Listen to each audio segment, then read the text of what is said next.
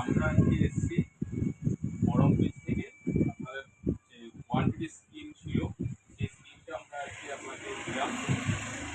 আপনার আমাদের যে ডিস্ট্রিবিউটার আছে সুচিত্রা মণ্ডল, লালপুর। যেহেতু আপনি বলুন আপনার বরম বীজ সম্পর্কে কীরকম মনে হচ্ছে? প্রথম বছরে আপনি এই বীজটা এটি করেছেন, আপনার কী মনে হচ্ছে? বছর আমি প্রথম গরম বীজ বিক্রি করেছি 2024 পঁচিশ। তো 25 টাকা মতো বিক্রি করেছি, কিন্তু গরম বীজের বৈশিষ্ট্যটা হচ্ছে যারা কোয়ালিটির সাথে কোনো কম্প্রোমাইজ করে না। কোয়ালিটি যা হয় মোটামুটি খুবই ভালো কোয়ালিটি, এবং কোয়ালিটির জন্যই আমি প্রথম বছরে ধরুন এতটা এসে করতে পারছি, তা নাহলে তো পারতাম না। এই জন্য আমার ভালো লেগেছে জিনিসটা। এদের যে গরম মিনা বা সুরজ বা এয়ারপোর্ট বা ধরুন আরও নতুন নতুন ভ্যারাইটি কিছু আছে, সেগুলো সমস্ত আমি সবগুলোর নাম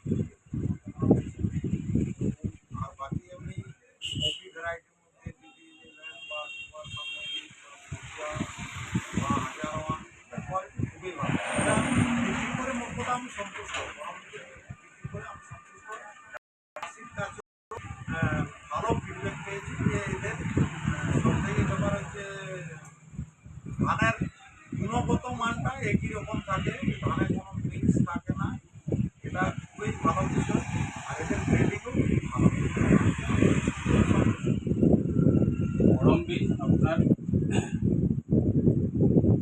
বরম বীজকে আপনি বিশ্বাস করেছেন, বরম বীজ আপনার ভবিষ্যতের জন্য ভালো বীজ দেওয়ার অঙ্গীকার করছে, এমনকি যেটা বরম বীজ বলে থাকে সেটা আপনি আপনার কাছে পেয়েছেন তো? হ্যাঁ, আমি তো খুবই খুশি। যেটা বরম বীজ বলেছিল সেটা আপনার করেছেন। হ্যাঁ হ্যাঁ, গরম বীজে গরম বীজের কাছে এমনি আমার কোনো অভিযোগ নাই। আমি যা যা চেয়েছি মোটামুটি সবই পেয়েছি, আমি খুবই খুশি। এবং আগামীতে আবার এটা আবার কী করে আরও বেশি বেশি করা বিক্রি করা যায় তার চিন্তা ভাবনা করছি, যাতে আরও ভালো ভালো গরম বীজের ইয়ে আমি এসে করতে পারি বা আরও ভালো